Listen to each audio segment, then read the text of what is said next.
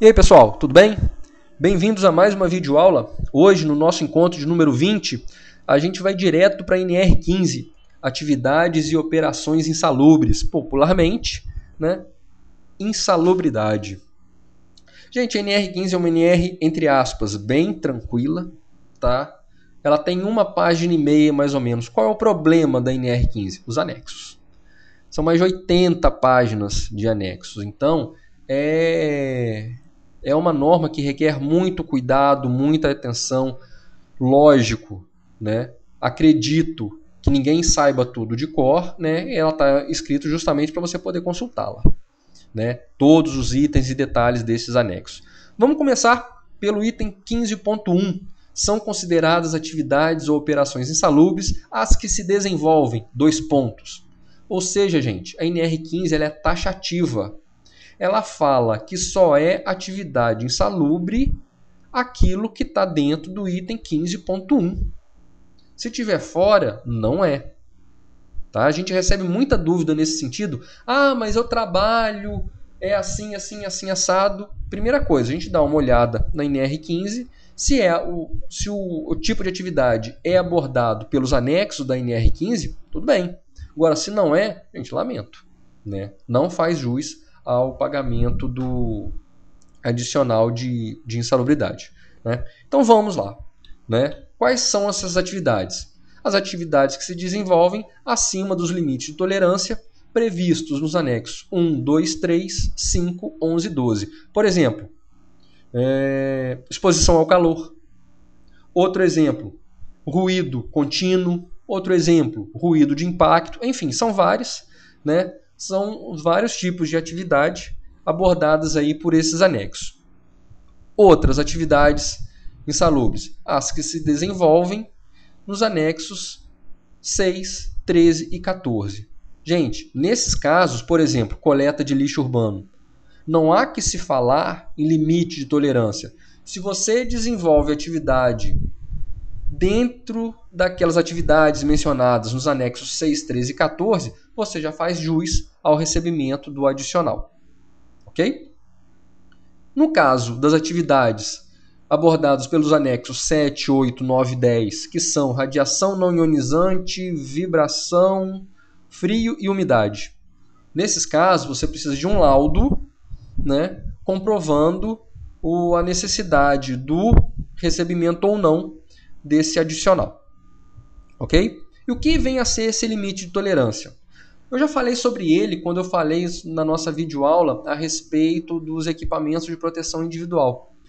O que é o limite de tolerância? É a concentração ou intensidade máxima ou mínima relacionada com a natureza e o tempo de exposição ao agente, que não causará dano à saúde do trabalhador. É aquilo que eu mencionei na nossa videoaula sobre o EPI. É uma balança.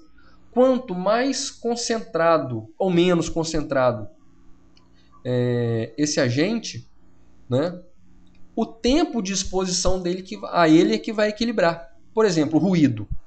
Quanto maior a intensidade do ruído, menor deve ser o tempo de exposição a esse ruído. Para quê? Para que a balança se equilibre e não cause dano à saúde do trabalhador. Ok, gente? Ficou claro? Vamos seguir. Né? O exercício de trabalho em condições de insalubridade assegura ao trabalhador a percepção de adicional. Gente, na área trabalhista, um motivo eu não sei explicar, tá? Mas sempre que se referir a recebimento de alguma coisa, o direito trabalhista fala sobre percepção. O empregado não percebeu o salário, o empregado não percebeu o adicional, é recebimento. Tá? Ou seja, o exercício de trabalho em condições de insalubridade assegura ao trabalhador o recebimento de adicional incidente sobre o salário mínimo. Tá, gente? É sempre o salário mínimo, não é o salário do trabalhador. Por exemplo, você tem um trabalhador que recebe 10 mil reais. Se ele precisar receber o adicional de insalubridade, vai ser calculado sobre o salário mínimo e não sobre os 10 mil reais. Tá? 40% do valor do salário mínimo para insalubridade em grau máximo, 20 grau médio e 10 para grau mínimo, ok? Gente, vamos para o item 15.4 e eu vou ser um pouco detalhista em cima do item 15.4. Por quê? Porque a NR15 fala: a eliminação ou neutralização da insalubridade determinará a cessação, ou seja, determinará o término do pagamento do adicional respectivo. Quero chamar a atenção para isso aqui, ó. Ou neutralização da insalubridade. Como eu já abordei com vocês em outro encontro nosso, a ANR ela tem base na CLT, né? E o que diz a CLT com relação ao adicional de insalubridade? Está lá no artigo 194. O direito do empregado ao adicional de insalubridade ou de periculosidade cessará com a eliminação do risco à sua saúde ou integridade física, nos termos dessa seção e das normas expedidas pelo Ministério do Trabalho. O artigo 194, gente, da CLT, ele fala que o direito ao adicional de insalubridade acaba com a eliminação do risco. Só cita a eliminação. O item 15.4 fala que a eliminação ou neutralização da insalubridade determina o fim do adicional. Vocês estão percebendo que dá a entender que a insalubridade ela meio que amacia a CLT? No primeiro entendimento, dá a entender isso. A CLT fala o quê? Que o pagamento do adicional de insalubridade só ocorre com a eliminação do risco. Aí vem a CLT, a ANR, e fala que a eliminação ou a neutralização da insalubridade, né? Dá a entender que o artigo 194 fala o quê? Você tem uma fonte que gera um ruído, seu trabalhador está ali, o adicional de insalubridade desse trabalhador só acaba se eu tirar a fonte, se eu eliminar a fonte do ruído. Eu pego a máquina e jogo fora, troco, né? Eu estou eliminando o ruído. Aí vem a NR e fala o quê? Que é a eliminação ou a neutralização da insalubridade. Ou seja, eu vou abafar esse ruído, eu vou dar um equipamento de proteção individual, que é o último item da lista, né, de prioridades a serem tomadas, né, para prevenção dos riscos ambientais. Eu já falei bastante sobre isso na nossa videoaula sobre a NR9. Né, é o último item da lista, mas, né, você está neutralizando a insalubridade. Né? A grande maioria dos auditores da área de segurança e saúde do trabalho, eles entendem assim, né, que pelo fato da ANR amaciar a CLT, que esse item da ANR ele é indevido, que o adicional de insalubridade só encerra com a eliminação do risco. E durante muito tempo eu defendi essa postura com vigor até. Hoje eu entendo diferente.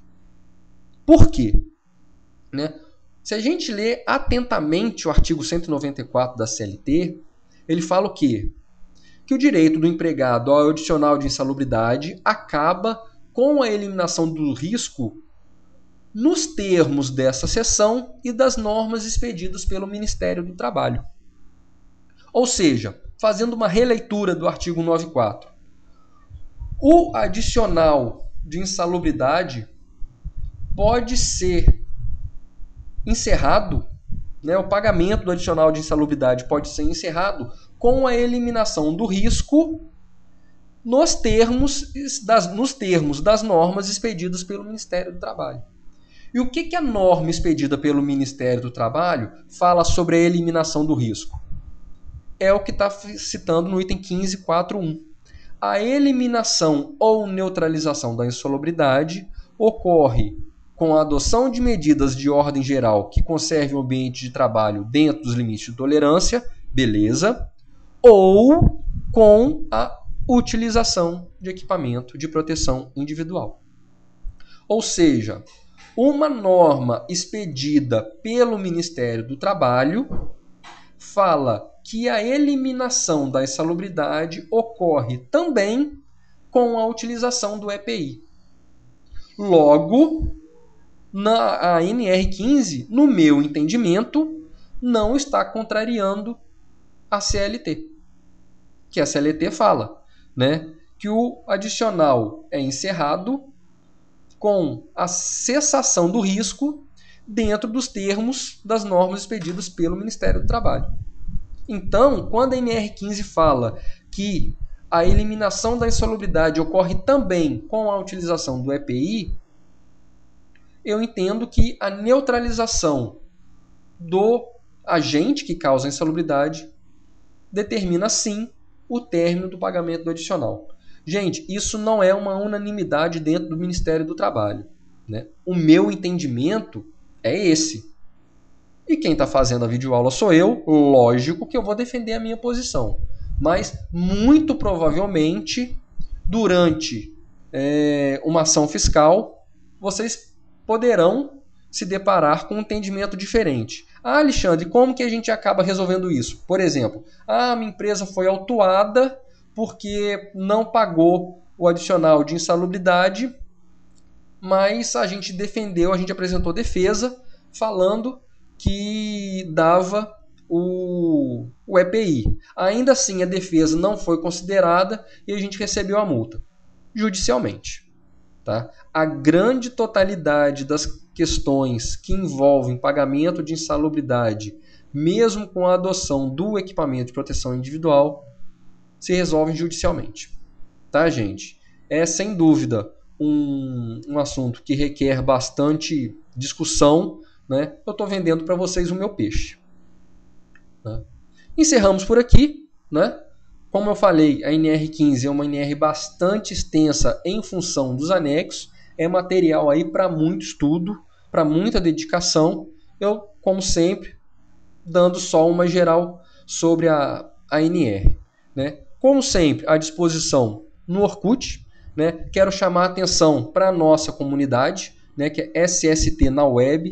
Lá as nossas videoaulas são postadas sempre em primeira mão. Eu coloco sempre o link de acesso à nossa videoaula. É sempre colocada lá num primeiro momento, para depois, como vocês todos têm acompanhado, nas demais comunidades de segurança do trabalho no Orkut.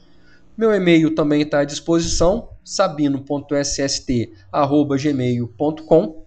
Né? Venho tentando responder na maior velocidade possível. Quem tem mandado dúvida para mim, sugestão, percebe que eu tento responder na maior velocidade possível. Né? Disposição também no Facebook e no Twitter. Né? Gente, o meu obrigado a todos. Fiquem com Deus. Desculpem qualquer excesso da minha parte, algum ponto com que vocês não concordem. As ferramentas estão aí para a gente justamente debater sobre o assunto. Né? Para não alongar, fiquem com Deus.